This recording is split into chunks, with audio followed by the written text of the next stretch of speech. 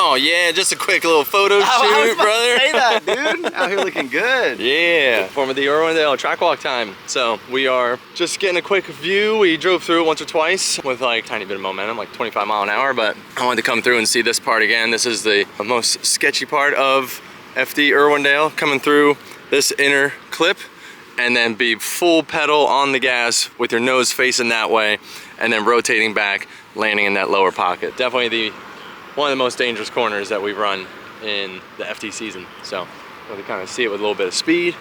And now we're just doing a little bit of a walk just to kind of check it out and let you guys kind of see our perspective as we come into this lower bank.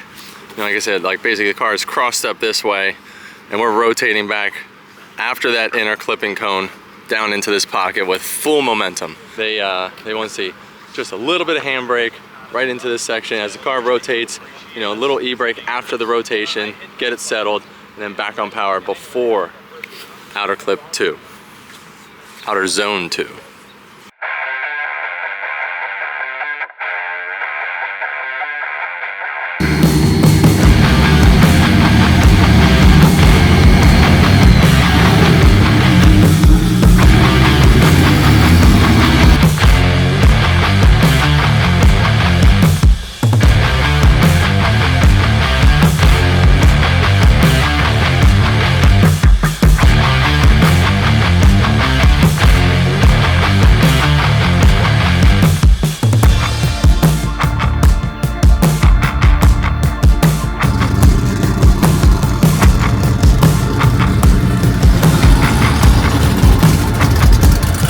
Getting the fresh detail from Mr. PBK himself.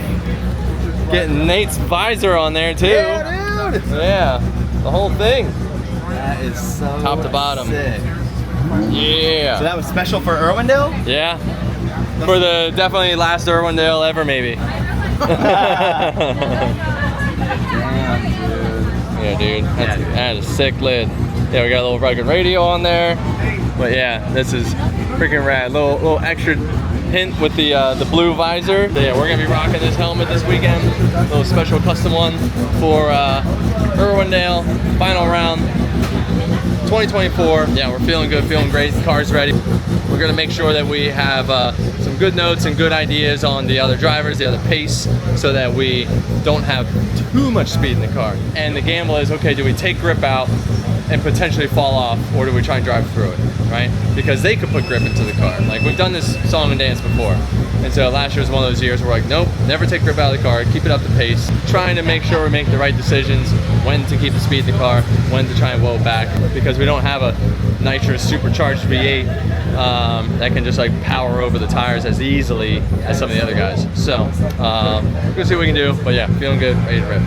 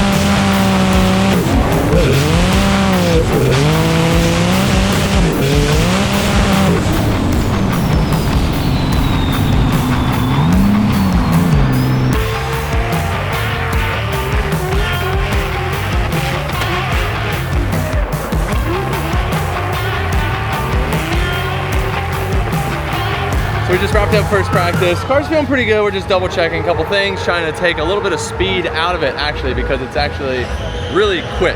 And the judges are favoring the cars that look a little smoother out on track. So we're trying to make sure that we're taking all that little chatter out and have a nice smooth buttery up on the high line. So a couple quick changes, getting ready for practice 2.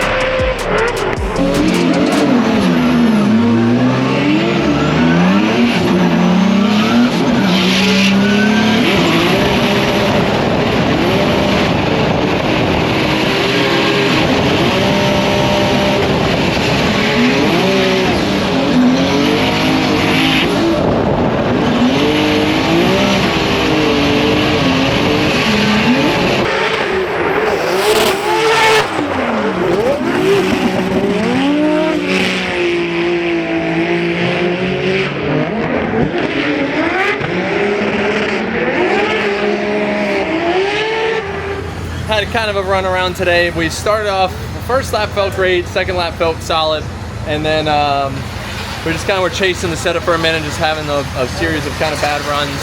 I wouldn't say bad runs, but just making mistakes, right? Trying things, making some mistakes. Our lead runs were great, but basically the bad runs, if you will, or my mistakes, if you will, were all in the chase, right? I kept making mistakes behind other cars. The car was like really understeering and pushing, and you know, it was something in the setup that wasn't really jiving with me. And so going into our third practice session on our second break, essentially, we kind of went through, hit the reset button like we sometimes do. Did a whole new shock setup, front and back, top to bottom, all new shock setup. And we even had John Reed come in with Cam and work through and play with our mapping, our nitrous mapping, having to kind of tip in a little bit quicker, kind of pushing it a little bit more, so that when we're up on the bank and the car's fully loaded and we're up behind the cars, we're modulating that pedal, we're not falling out of the nitrous mapping, right? So we have the juice to keep the car lit, because it is still a turbo V6 versus a supercharged, you know, V8. We all have nitrous, but yeah, the supercharged V8s can kind of have a little bit more pedal. We need to kind of manipulate it with our nitrous mappings and make sure that we get that quick response. So feeling really good. We got all 12 laps in, which is great. Even an extra lap today for the GoPro 13 from the GoPro staff. So pretty rad. We got to work with that new camera. So we'll be pumping one of those out with you guys and sharing some of that content with the new 13. So pumped on that. We're gonna wrap it up, do a quick bolt check on the car, make sure she's all good, because we were pumping and grinding out there pretty heavy. That last run, that lead run, we went off the wall about 3 or 4 times. So this right rear corner is kind of feeling it, dude. The second one of these. Oh, dude. Look at the one that's in there. Oh, no. Oh, no. That's what I was saying, dude. I was like, do not put a right rear taillight on this thing until Saturday. I'm not gonna. Yeah. Until the break between 32 and 16 is not gonna. Dude. See you tomorrow.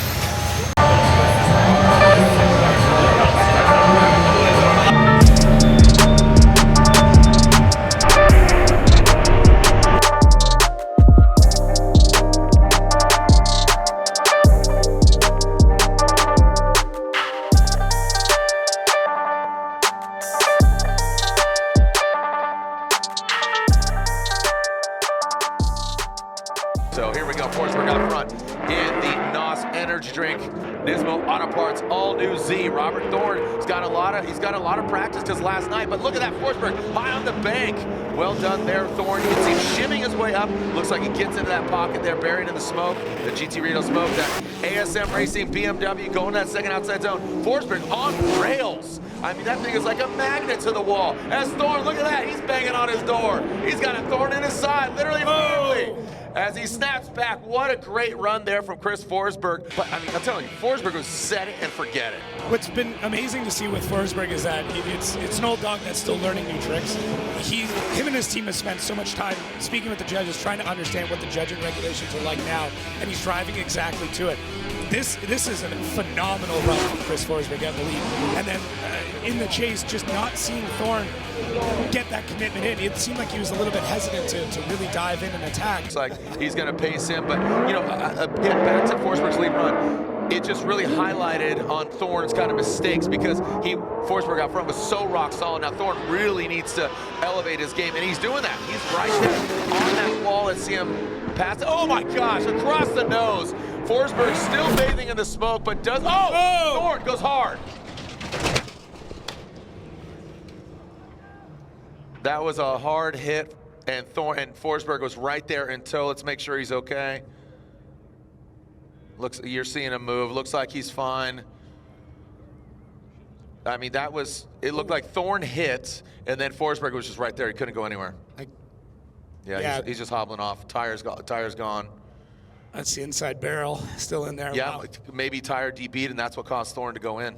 Right, when Forsberg was leading, you wanted Thorne to be aggressive. Forsberg was doing that, but let's see, again, to me, knee-jerk, it looked like Thorne hit the wall and Forsberg couldn't go in. Yeah, it's right here. So there's Forsberg getting real aggressive. That pushes Thorne a little bit offline, but then, yeah, you're right. No, that's it. And I don't even think they hit, dude. We just went in the wall really hard. That's Robert Thorne. He like let us into the wall a bit. And I think the whole front end is messed up, at least the right front. Bumpers off, everything's blowing wire.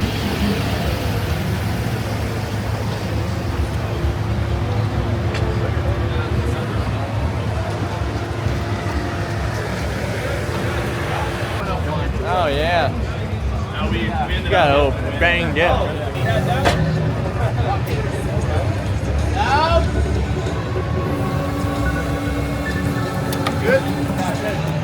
Thorne just overcooked it into the lower.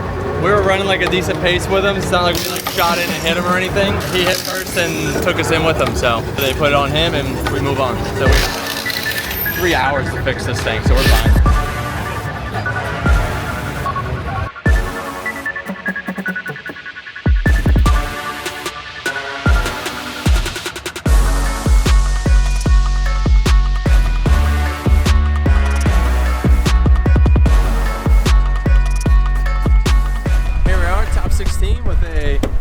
Very put together car, so I wasn't too worried about it after the crash. I mean, you know, we got the win. I knew we had plenty of time, so the guys went through the whole thing, checked it over, looked at it. You know, we replaced the whole front end, one arm in the back, fixed up some body on it, and yeah, I mean, we're feeling 100%. So the car's good. We are ready for it, and yeah, I've been kind of locked in all weekend, it seems. So at least that's the way I feel, which is all that really matters, right? Trying to keep carrying the momentum. We got Turk up next. He's a killer, he's a ripper. He's a really good friend of mine. So yeah, this will be a fun one. I feel good. I feel comfortable in the car and really good on track. And Chris also looks really good on track. So I'm hoping just we have a really sick, awesome, fun battle together. And I beat him. Forsberg and Turk have both been around since '04. Turk entered late in the season. I remember when he entered the picture in Chicago. Street drove the S13 to the event, competed, drove it home. Amazing. Here we go. So that was just a little bit. Here we go. Chris Forsberg initiating in his NOS energy drink, all new Z, and look at that. Ryan Turk getting good proximity, but not mimicking the angle. He needs to just dip that back end out there a little bit. But this is what I was talking about. Forsberg is due. Saw some sparks there from Ryan Turk. Forsberg, this is a bro! Just, I said it, a good lead run. We get that tight angle. And again, want to see different angles here, different perspectives. Looks like Forsberg might have just lost power. And man, that car is just banged up. Just take a look at it because we were looking at the wall. Yeah. I mean, Chris has had this car really loose, not a ton of speed into it, but he's able to fill the zones really well. And look at Turk just fighting the car the entire time. Yeah, there was some strange sparks that came out of the rear end of Ryan Turk. Another one again. So I don't know if that's the brake. It could be, yeah, the e-brake that he's going up, but then it just looks like Forsberg just over-rotates and Turk's got really nowhere to go. So Chris Forsberg is at fault.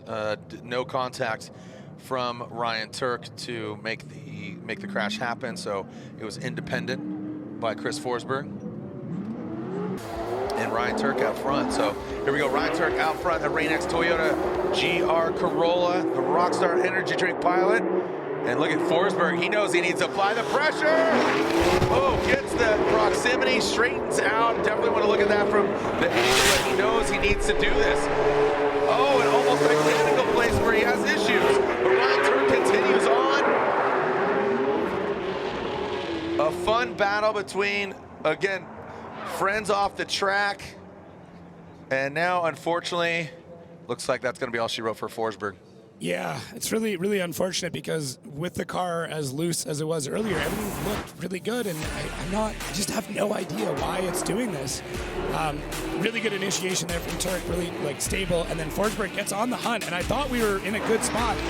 Looks like 2 or 3 hits there to Turk, and Forsberg able to keep things going, almost just using Turk to hold himself up through that part. Dives in, Turk should be a little bit deeper through the first part of that zone, and then Forsberg just leaps it once again, so clearly something mechanical not right. Something either in the setup or just, something broken in there that maybe they didn't know, they couldn't tell or couldn't fix in time, but love seeing the love there, Absolutely. OGs right there. So, make it official. Let's slide him right for Ryan Turk, the Rockstar Energy Drink driver. Gets the unanimous decision. Chris Forsberg, unfortunately, knocked out, but Turk continues on. So guys watching, 32, we hit the wall hard. The team put the car back together. In this, we had our Power Shop Max knuckles. So think of it as V1, V2. We had to go back to the original V1 that we were using, which is not terrible, but in this, it changed the acronym. And so what we learned, having zero practice in between the wreck and our battle with Ryan Turek, was essentially the acronym was different. And what that means is the steering angle is different. And so we found out when we hit the lower outer 2, the car went over center very quickly, right? So Chris technically spun and it kind of left a question mark in his mind as far as like what happened and why. When we got back here, we were able to understand the bump stop position was different, Ackerman is different, so just the car's feeling is different. And so, yeah, not the smoothest way to lose a race, but that's what happened. So yeah, I just want to give a quick explanation as to why Chris spun, because Chris in practice from run 1 to run 12 was awesome each day, and that was a big surprise for the whole team because obviously he was on point. Personally, as a spotter, I feel like he was the car to beat, and I know a lot of the class was saying that as well. He was tandeming very well. His lead runs were 10 out of 10s. So, damn, dude, just a bummer, right? Like, feeling like we're the car to beat and then having an issue like that. We'll learn from it.